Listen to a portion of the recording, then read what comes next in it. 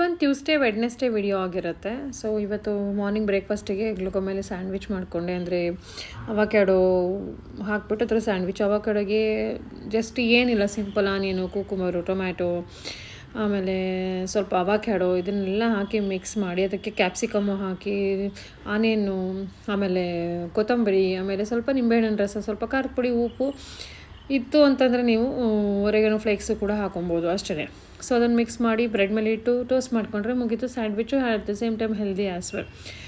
So ಅದಾದಮೇಲೆ ನಾನು ತಿಂದು ಜಿಮ್ಗೆ ಹೊರಟೆ. ಜಿಮ್ಮಲ್ಲಿ ಇವತ್ತಿತ್ತು leg workout. And at the same time ಇವತ್ತು ನನ್ನ second day of my period. So ಇವತ್ತು ನಾನು 120 kg ಲೆಗ್ ಪ್ರೆಸ್ ಮಾಡಿದೆ without any help. So I am happy for this. So ತುಂಬ ಬ್ಲೀಡಿಂಗ್ ಆಗ್ತಾ ಇದೆ ಇವಾಗ. ಸೊ ಬ್ಲೀಡಿಂಗಲ್ಲಿ ತುಂಬ ಹೆವಿನೇ, ತಲೆ ತಿರುಗಿ ಬರುತ್ತೆ ಒಂದೊಂದ್ಸಲ, ಅಷ್ಟೊಂದು ಬಂದುಬಿಡುತ್ತೆ ಬ್ಲೀಡಿಂಗು. ಬಟ್ ಮಾಡೋದು ಬೇಡ, ಇವತ್ತು ಸಿಂಪಲಾಗಿ ಸ್ವಲ್ಪನೇ ಮಾಡೋಣ ಅಂದ್ಕೊಂಡು ಹೋದೆ, ಬಟ್ ಮಾಡಿದೆ. ಸೊ ಸ್ಟ್ರೆಂತ್ ನೋಡಿ ಬಂದೆ ಅಟ್ ದ ಏಜ್ ಆಫ್ 40ನಲ್ಲಿ ಸ್ಟ್ರೆಂತ್ ಡೆವಲಪ್ ಮಾಡ್ಕೊಳ್ಳೋದು ಎಷ್ಟು ಇಂಪಾರ್ಟೆಂಟ್ ಅಂತ. ತರಕಾರಿ ಎಲ್ಲ ತೊಳೆದು ಇಟ್ಟೋಗಿದ್ದೆ, ಅಡುಗೆನೂ ಮಾಡಿ ಇಟ್ಟೋಗಿದ್ದೀನಿ. ದಾಲ್, ಪಲ್ಯ, ಅನ್ನ, ದಿಸ್ ಇಸ್ ಪೊಟ್ಯಾಟೊ. ಸೊ ರೊಟ್ಟಿ ಮಾಡ್ತೀನಿ. ಟಯರ್ಡ್ ಆಗಿದೆ, but no way.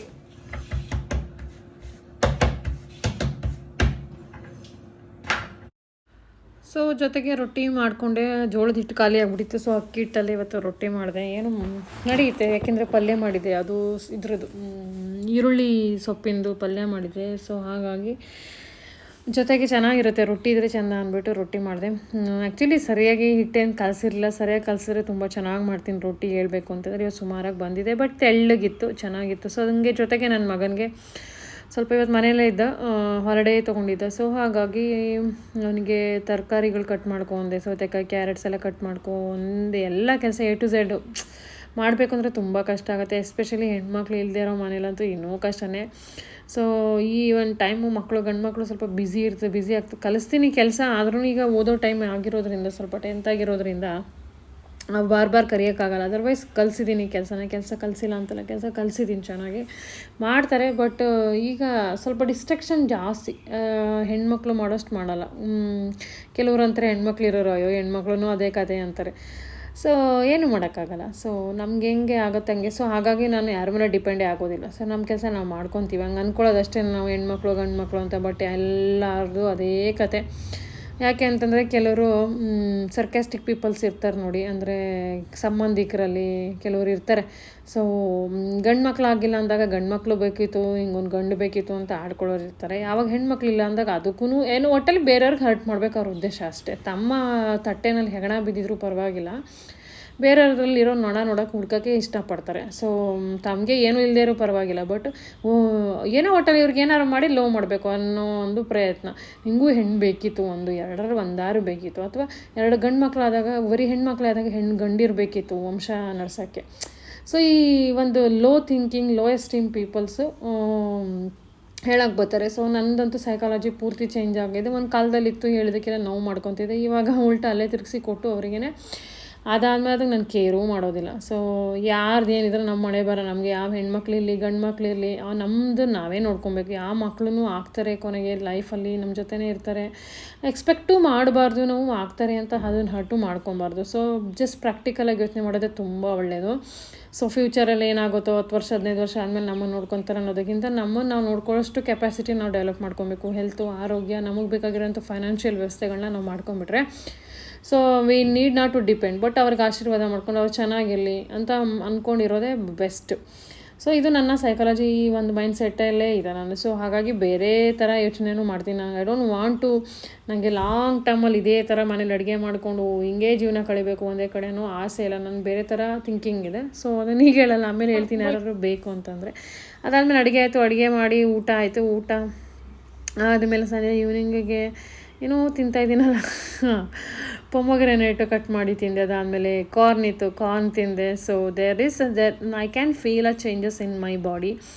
So eating healthy ಎಷ್ಟು ಇಂಪಾರ್ಟೆಂಟು ಅನ್ನೋದಕ್ಕೆ ನಾನು ಅಬ್ಸರ್ವ್ ಮಾಡಿದ್ದೀನಿ. ಎಷ್ಟು ಈ ಒಂದು ಲಾಸ್ಟ್ ಹಾಲಿಡೇಸಲ್ಲಿ ಹೋದಾಗ ತುಂಬ ಸಿಕ್ಕಾಬಟ್ಟೆ ತಿಂದು ತಿಂದು ತಿಂದು ಅನ್ಹೆಲ್ದಿ ಯಾವುದು ತಿನ್ನಬೇಕು.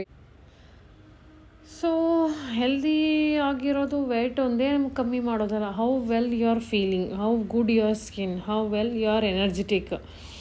ಸೊ ಅದು ಇಂಪಾರ್ಟೆಂಟ್ ಆಗುತ್ತೆ. ಬರೀ ಸಣ್ಣ ಒಂದೇ ಮ್ಯಾಟ್ರ್ ಆಗೋಲ್ಲ. ಸಣ್ಣ ಆದರೆ ಫ್ಯಾಟ್ ಲಾಸ್ ಆಗಿದೆ, ಮಸಲ್ ಲಾಸ್ ಆಗಿದೆ, ಅದು ಕೂಡ ಮ್ಯಾಟ್ರ್ ಆಗುತ್ತೆ. ಸೊ ಎಷ್ಟು ಫಾಸ್ಟಾಗಿ ವೆಯ್ಟ್ ಲಾಸ್ ಮಾಡ್ತೀವೋ ಅಷ್ಟೇ ಫಾಸ್ಟಾಗಿ ವೆಯ್ಟ್ ಗೇನ್ ಆಗ್ತೀವಿ. So always follow sustainable weight loss ಅಂತ ಹೇಳೋಕ್ಕೆ ಇಷ್ಟಪಡ್ತೀನಿ. ಸೊ ಅದಾದಮೇಲೆ ಮಾಡಿದ್ದೆ ನಾನು ಸೋಯಾ ಚಂಕ್ಸಿಂದ ಅದರದ್ದು ಟಿಕ್ಕಿ ಮಾಡಿದೆ. ಸೊ ತವಾನಲ್ಲಿ ಇಟ್ಸ್ ನಾಟ್ ಆಯಿಲ್ ಫ್ರೀ ಆಗಿರುವಂಥದ್ದು ತುಂಬ ಚೆನ್ನಾಗಿತ್ತು. ಆಲ್ಮೋಸ್ಟ್ ಆಲ್ ಚಿಕನ್ದು ಏನು ಕಬಾಬ್ ಬರುತ್ತಲ್ಲ ಆ ಥರನೇ ಬರುತ್ತೆ. ಟೇಸ್ಟಿಯಾಗಿತ್ತು. 1-2-3 ತೊಗೊಂಡೆ, ತುಂಬ ಚೆನ್ನಾಗಿತ್ತು. ಮಕ್ಕಳೆಲ್ಲ ತಿಂದರು. ನನ್ನ ಮಗ ಅಂತೂ ತುಂಬ ಇಷ್ಟಪಡ್ತಿದ್ದ. ಸೊ ಅದಾದಮೇಲೆ ನಾನಿವತ್ತು ವಾಕಿಂಗ್ ಹೋಗಿ ಬಂದು ಯೋಗ ಮಾಡಿದೆ. ಯೋಗ ಮಾಡಲೇಬೇಕು everyday, it's very very important to me. So ಎಷ್ಟೇ ಕೆಲಸ ಇರಲಿ ಅದ್ರ ಮಧ್ಯದಲ್ಲಿ ಸ್ವಲ್ಪನಾರು ಯೋಗ ಮಾಡಬೇಕು. ಸೊ ಎಮರ್ಜೆನ್ಸಿ ಇದ್ದಾಗ ಓಕೆ, ಸೊ ಅವಾಗ ಅಂದ್ಬಿಟ್ಟು ಏನು ಎಲ್ಲ ಟೈಮಲ್ಲೂ ಮಾಡಲೇಬೇಕು ಅಂತ ಏನಿಲ್ಲ, ಬಟ್ ಯೋಗ ಮಾಡೋದು ಇಂಪಾರ್ಟೆಂಟು. ಯೋಗ ಮಾಡೋದ್ರಿಂದ ಫ್ಲೆಕ್ಸಿಬಿಲಿಟಿ ತುಂಬ ಚೆನ್ನಾಗಾಗುತ್ತೆ. ಸೊ ನಿಮ್ಮ ಬಾಡಿನ ನೀವು ಹೆಂಗಾರು ಬೆಂಡ್ ಮಾಡ್ಬೋದು, ಕೂತ್ಕೋಬೋದು, ಹೇಳ್ಬೋದು. So there is a huge changes. Exercise ಮಾಡ್ತಾರಲ್ಲ ಆಗೋ ಚೇಂಜಸ್ ಹ್ಯೂಜ್, ನಿಮಗೆ ನೀವು ಫೀಲ್ ಮಾಡ್ತೀರಾ.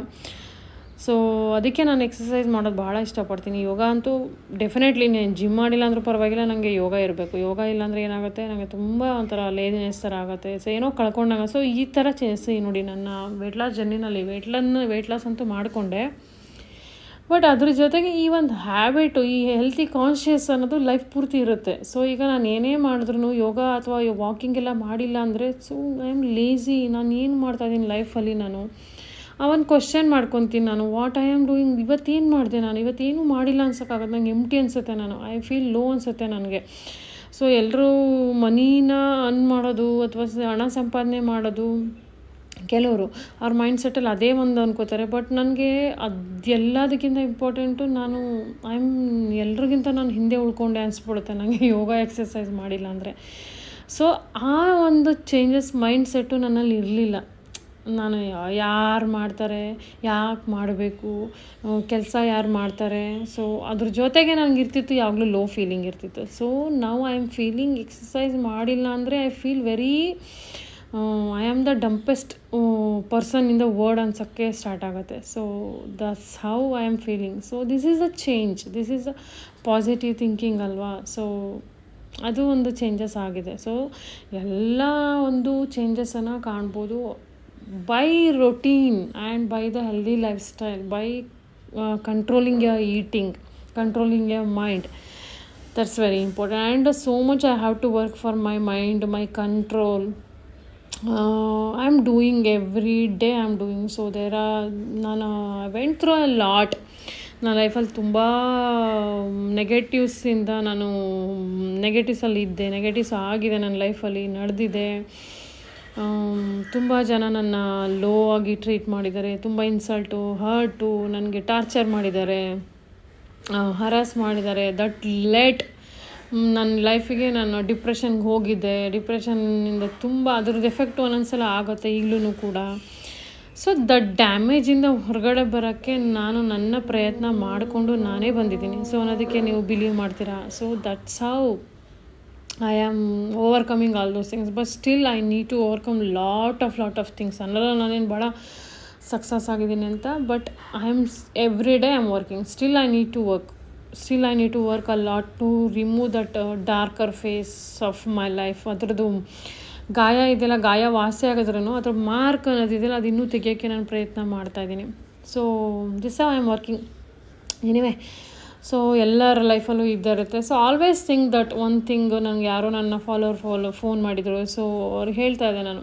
ಸೊ ನಾವು ಸ್ಯಾಡಾಗಿ ಯಾರೋ ಏನೋ ಮಾಡಿದ್ರು ಅನ್ನೋದು ಅಂದ್ಕೊಂಡು ಕೂತ್ಕೊಂಡ್ರೆ ನಮ್ಮ ಜೀವನ ಹಾಳಾಗುತ್ತೆ ಹೊರತು ಅವ್ರು ಆರಾಮಾಗಿರ್ತಾರೆ, ಯಾರೂ ಚೇಂಜ್ ಆಗೋಲ್ಲ. ನಾವು ಅಷ್ಟು 10 ವರ್ಷ 15 ವರ್ಷ ಆ ಗಾಯ ನೋವು ಇಟ್ಕೊಂಡೇ ಕಾಲ ಕಳಿತೀವಿ. ಏನಾದ್ರು ಚೇಂಜ್ ಆಗುತ್ತಾ? ಏನೂ ಚೇಂಜ್ ಆಗೋಲ್ಲ. So only thing can change is you in your life. ಅಂದ್ಕೊಳ್ಳಿ, ಇದು ನನ್ನ ಲೈಫು, ನಾನು ಖುಷಿಯಾಗಿರೋಕ್ಕೆ ನಾನೇ ಕಾರಣ. ದೇವ್ರು ಇರ್ತಾನೆ. ದೇವ್ರು ನಗಿಸ್ಬೇಕಾದ್ರೆ ನಾವು ಬೇರೆಯವ್ರು ಅಳಿಸ್ತಾರೆ ಅಂತ ಯಾಕೆ ಅಳಬೇಕು?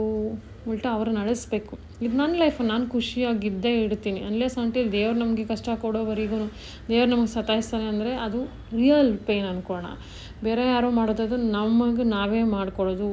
We will open that door. ಬನ್ನಿ ನಾನು ಕಷ್ಟ ಕೊಡಿ ಅಂದ್ರೆ ಬರ್ತಾರೆ, ಕೊಡ್ತಾರೆ, ಹೋಗ್ತಾರೆ. ನಾವು ಅನ್ಭವಿಸ್ತಾನೇ ಇರ್ತೀವಿ. ಅದ್ರ ಬದಲ ತೊಗೋಬೇಡಿ ಯಾರು ಜೀವನ ಅನ್ನೋದು ನೋಡಿ ಒಂದು ಸ್ಮಾಲ್ ಶಾರ್ಟ್. ಇವತ್ತಿರ್ತೀವಿ, ನಾಳೆ ಹೋಗ್ತೀವಿ, ಆಮೇಲೆ ಗೊತ್ತೇ ಇಲ್ಲ ಅನ್ನೋವೆಲ್ಲ ಹೋದಾದ್ಮೇಲೆ 10 ವರ್ಷ 15 ವರ್ಷ ಆದಮೇಲೆ ಇಷ್ಟೊಂದು ಇದಕ್ಕೆಲ್ಲ ನಾವು ಇಷ್ಟೊಂದು ಕಷ್ಟಪಟ್ವಾ ಅನ್ಕೊತೀವಿ. ಅದ್ರ ಬದಲ think in that way that no this is smile, I am going to be happy and satisfaction ಆಗೋಣ. ಸಣ್ಣ ಸಣ್ಣ ವಿಷಯಕ್ಕೆ ಸ್ಯಾಟಿಸ್ಫ್ಯಾಕ್ಷನ್ ಆಗಿರೋದ್ರಲ್ಲಿ ತೃಪ್ತಿ ಪಡ್ಕೊಳ್ಳೋಣ. ಆವಾಗ ನೋಡಿ ನಿಜವಾಗ್ಲೂ ಲೈಫ್ ಈಸ್ ಬ್ಯೂಟಿಫುಲ್ ಅನಿಸುತ್ತೆ. ಯಾವಾಗ ನಾವು ಅನ್ಸ್ಯಾಟಿಸ್ಫ್ಯಾಕ್ಷನ್ ಆಗಿ ಏನೂ ಆಗಿಲ್ಲ ಅನ್ನೋದಾಗುತ್ತಲ್ಲ, ಆವಾಗ ತುಂಬ ಕಷ್ಟ ಆಗುತ್ತೆ. Of course to apply this is very difficult in a life, but when you apply this you will see the changes. ನನಗೆ ಹೇಳಿ ನನಗೆ ಚೇಂಜಸ್ ಆಯಿತು ಅಂತ ನಿಮ್ಮ ಮೈಂಡ್ ಸೆಟ್ಟಲ್ಲಿ. ಸೊ ಅವಾಗ ನಾನು ಹೇಳ್ತೀನಿ ನಾನು ನಿಮಗೆ. ಸೊ ಹೀಗೆ ನಾನು ಒಂದು ವರ್ಕೌಟ್ ಆಗಿರ್ಬೋದು, ಒಂದು ಸ್ವಲ್ಪ ಧ್ಯಾನ ಮಾಡೋದಾಗಿರ್ಬೋದು. So story I am adapting changes. Still there lot to learn. So I am applying every day. So more ನಾನು ಅಂದ್ಕೊಳ್ಳೋದು ಲೈಫಲ್ಲಿ ಏನಪ್ಪ ಅಂತಂದರೆ, ಸಕ್ಸಸ್ ಅಂದರೆ ನನ್ನ ಪ್ರಕಾರ ಬರೀ ಏನೋ ಮಾಡ್ಕೊಂಡು ಸಕ್ಸಸ್ ಆಗೋದೇ ಅಲ್ಲ. So how much are we happy, ನಾವು ಖುಷಿಯಾಗಿದ್ದೀವಿ ನಮ್ಮ ಲೈಫಲ್ಲಿ, or is satisfied, that is important. ಅದೇ ರಿಯಲ್ ವರ್ದು. ಏನು ನಾವು ಹಣ ಸಂಪಾದನೆ ಮಾಡ್ತೀವಿ ಅದಕ್ಕಿಂತ ವರ್ದಿನೆಸ್ ಅನ್ನೋದು ನಾವು ಸಂತೋಷವಾಗಿದ್ದೀವ, ನಾವು ಖುಷಿಯಾಗಿದ್ದೀವ, ನಾವು ಹ್ಯಾಪಿಯಾಗಿದ್ದೀವ, ನಾವು ಬೇರೆಯವ್ರಿಗೆ ಕಷ್ಟ ಕೊಡ್ದೇ ಅವ್ರಿಗೆ ಏನೋ ಒಂದು ಹೆಲ್ಪ್ ಮಾಡಿ ಅವ್ರಿಗೆ ಗ್ರೋತ್ಗೆ ಹೆಲ್ಪ್ ಮಾಡಿ, that is a real satisfaction. So ಬೇರೆಯವ್ರಿಗೆ ಕಷ್ಟ ಕೊಡದೇ ಇರೋದೇ ಒಂದು ರಿಯಲ್ ಸ್ಯಾಟಿಸ್ಫ್ಯಾಕ್ಷನ್. ಆ ಒಂದು ಪಾರ್ಟ್ ಜೀವನ ಜೀವಿಸಿದ್ರೆ ರಿಯಲಿ ನಾವು ತುಂಬ ಹೈಯೆಸ್ಟ್ ಅಂದರೆ ಲೆವೆಲ್ ಇರುವಂಥ ಒಂದು ಮನುಷ್ಯರು ಅಂದ್ಕೊಳ್ಳಿ, ಹ್ಯೂಮನ್ ಬೀಯಿಂಗ್ ಅಂದ್ಕೊಳ್ಳಿ. ಸೊ ನಮ್ಮ ಒಂದು ಈ ಒಂದು ಜೀವನದ ಜನ್ಮದ ಒಂದು ಏನಿದೆ ಅದು ಸಾರ್ಥಕತೆ ಅಂತ ಅರ್ಥ. ಅದನ್ನು ಬಿಟ್ಟು ನಾವು ಏನೋ ಒಂದು ನಾನು ಒಂದು 10 ಎಕರೆ ಗದ್ದೆ ತೊಗೊಂಡೆ, ಅದ್ರ ಜೊತೆಗೆ ನಾನು ಬೇರೆ ಇನ್ಯಾರಿಗೂ ಹರ್ಟ್ ಮಾಡಿ ಇನ್ಯಾರ್ದೋ ಜೀವನ ಹಾಳು ಮಾಡಿದೆ ಅಂದರೆ ಅದು ಒಂದು ಜೀವನನೇ ಅಲ್ಲ ನನ್ನ ಪ್ರಕಾರ. ಸೊ ಅದಾದಮೇಲೆ ಇದು ಬಂದು ನೆಕ್ಸ್ಟ್ ಡೇನಲ್ಲಿ ಗೀ ವಾಟ್ರ್ ತೊಗೊತಾ ಇದ್ದೀನಿ ಇವಾಗ ನಾನು. ಅಲ್ಲಿ ಒಂದು 15 ದಿನದಿಂದ ಗೀ ವಾಟ್ರ್ ತೊಗೊತೀನಿ. ಸ್ವಲ್ಪ ಒಂದು ಅರ್ಧ ಸ್ಪೂನ್ ಇಲ್ಲ ಕಮ್ಮಿಯಷ್ಟು ತುಪ್ಪ ಹಾಕ್ಕೊಂಡು ಬಿಸಿನೀರಿಗೆ ಕುಡಿತೀನಿ. ನಿಜವಾಗ್ಲೂ ನೀವು ಚೇಂಜಸ್ ನೋಡ್ಬೋದು ನಿಮ್ಮ ಸ್ಕಿನ್ನಲ್ಲಿ. ಹಾಗೆ ಇದು ನಿಮ್ಮ ಹೊಟ್ಟೆ ಕ್ಲೀನ್ ಮಾಡಲಿಕ್ಕೆ ಎಲ್ಲದಕ್ಕೂ ಹೆಲ್ಪ್ ಮಾಡುತ್ತೆ. ಸೊ ಅಟ್ಲೀಸ್ಟ್ ಮಿನಿಮಮ್ 2 months ನೀವು ಈ ಥರ ಕುಡಿದ್ರೆ ನಿಮ್ಮ ಸ್ಕಿನ್ನು ಬೇಬಿ ಸ್ಕಿನ್ ಹಂಗೆ ಆಗುತ್ತೆ. Try this hack. ನೀವು ನೋಡ್ತಿರ್ಬೋದು ನನ್ನ ಸ್ಕಿನ್ನಲ್ಲಿ. ಸೊ ನಾನು ಏನೂ ಹಾಕೋಲ್ಲ, ನನಗೆ ಮುಖ ಸುಮ್ಮನೆ ನೀರು ಹಚ್ಬಿಟ್ಟು ಬಂದಿರ್ತೀನಿ. ಮುಖಕ್ಕೆ ಸೋಪು ಕೂಡ ಹಾಕಿರಲ್ಲ ನಾನು. ಬೆಳಗ್ಗೆ ಎದ್ದ ತಕ್ಷಣ ಬ್ರಷ್ ಆನ್ ಮಾಡ್ತೀನಿ ಅಷ್ಟೇ. ಸೊ ಅದಾದಮೇಲೆ ಮುಖಕ್ಕೆ ನೀರು ಹಚ್ಬಿಟ್ಟು ಬಂದು ಕೂತ್ಕೋತೀನಿ, promise. So you can see ಏನೂ ಒಂದು ಕಲೆ ಇಲ್ಲ, ಒಂದೇನೂ ಇಲ್ಲ, ನ್ಯಾಚುರಲ್ ಇದ್ದೀನಿ. So but I am looking healthier skin. ಇನ್ನೇನಾಗಬೇಕಲ್ವ. ಸೊ ಅದಾದಮೇಲೆ ಇವತ್ತು ಮಾಡಿಕೊಂಡೆ ಓಟ್ಸ್ ಮಾಡಿಕೊಂಡು ತಿಂದಾದ್ರೂ ಸ್ವಲ್ಪ ಆ್ಯಪಲ್ಲು, ಬನಾನಾ ಮತ್ತು ಚಿಯಾ ಸೀಡು ಮತ್ತು ಫ್ಲ್ಯಾಕ್ಸ್ ಸೀಡ್ ಪೌಡ್ರನ್ನೆಲ್ಲ ಹಾಕ್ಕೊಂಡು ತಿಂದೆ. ಸೊ ಅದಾದಮೇಲೆ ಅಡುಗೆ ಇವತ್ತು ಮಾಡಿದ್ದೆ ನಾನು ಸೊಪ್ಪಿನ ಪಲ್ಯ, ಆಮೇಲೆ ಅನ್ನ ಸಾರು. ಇದು ಉಪ್ಸಾರು ಮಾಡಿದೆ ನಾನು ಇವತ್ತು. ನನಗೂ ಬೇಜಾರಾಗಿತ್ತು. ಮುದ್ದೆ ಮಾಡೋಕ್ಕೆ ಮುದ್ದೆ ಹಿಟ್ಟು ಖಾಲಿ ಆಗಿಬಿಟ್ಟಿತ್ತು. ಸೊ ಮನೆಯೆಲ್ಲ ಕ್ಲೀನಿಂಗ್ ಬೇರೆ ಎಲ್ಲ ಫಿಲ್ಟ್ರೇಷನ್ ನಡೀತಾ ಇದೆಲ್ಲ ಒಂದೊಂದೇ ಮಾಡ್ಕೋಬೇಕು. ಈಗ ಮಕ್ಳು ಇಲ್ದಿರೋ ಟೈಮಲ್ಲೇ ಮಾಡ್ಕೊಬೇಕು. ಅವ್ರು ಬಂದಾದ್ಮೇಲೆ ಯಾವ ಕೆಲಸನೂ ನನ್ನ ಕೈಯಿಂದ ಆಗೋದಿಲ್ಲ, ಬಿಡೋದಿಲ್ಲ ಅವರು. ಸೊ ಹಾಗಾಗಿ ಏನು ಮಾಡ್ತೀನಿ ನಾನು, ಅವ್ರು ಬರೋಕ್ಕಿಂತ ಮುಂಚೆನೇ ಎಷ್ಟೆಷ್ಟು ಅದಕ್ಕೆ ಆ ಟೈಮಲ್ಲಿ ಯಾವುದಾದ್ರು ಶಾರ್ಟ್ ಕಟ್ ಮಾಡ್ಕೊ. ಈ ಹಬ್ಬದ ಟೈಮಲ್ಲಿ ನಾನು ತುಂಬ ಶಾರ್ಟ್ ಕಟ್ ಹೊಡಿತೀನಿ ಅಡುಗೆ ವಿಚಾರದಲ್ಲಿ. Still but I will try to complete my balanced healthy meal ಪ್ಲೇಟ್ಸ್ನ ಮಾಡೋಕ್ಕೆ ಟ್ರೈ ಮಾಡ್ತೀನಿ. ಸೊ ಹಾಗಾಗಿ ಸೊಪ್ಪಿನ ಪಲ್ಯ, ಅನ್ನ ಮತ್ತು ದಾಲ್, ಅದ್ರ ಜೊತೆಗೆ ಕಾಳು ಹಾಕ್ಬಿಟ್ಟಿದೆ, ಹೆಸರು ಕಾಳು. ಸೊ ಅಲ್ಲಿಗೆ ಮುಗೀತು ಒಂದು ಹೆಲ್ದಿ ಊಟ. ಆಮೇಲೆ ತುಂಬ ರುಚಿ ಬೇರೆ ಆಗಿತ್ತು, ಸಖತ್ತಾಗಿತ್ತು ಸಾಂಬಾರು. ಉಪ್ಸಾರು ಯಾರಿಗೆಲ್ಲ ಇಷ್ಟ ಹೇಳಿ. ಉಪ್ಸಾರು ಅಂತ ಹುಳಿ ಖಾರ ಅಂತ ಮಾಡ್ತಾರೆ ಮೈಸೂರು ಕಡೆ, ಆ ಸ್ಟೈಲಲ್ಲೇ ಮಾಡ್ತೀನಿ ನಾನು. ಇದು ಬೇಕಂದ್ರೆ ರೆಸಿಪಿ ಕೇಳಿ ಹೇಳ್ತೀನಿ ನಾನು. ಸೊ ಇವತ್ತು ಇಷ್ಟೇ ರೆಕಾರ್ಡ್ ಮಾಡಿದ್ದು. ಸೊ ಯಾರಿಗಾರು ಬೇಕಿದ್ರೆ ರೆಸಿಪಿ ಕೇಳಿ ಕೊಡ್ತೀನಿ. ಮತ್ತೆ ಸಿಗ್ತೀನಿ ಮತ್ತೊಂದು ಹೊಸ ವಿಡಿಯೋದಲ್ಲಿವರೆಗೆ. ನಮಸ್ಕಾರ.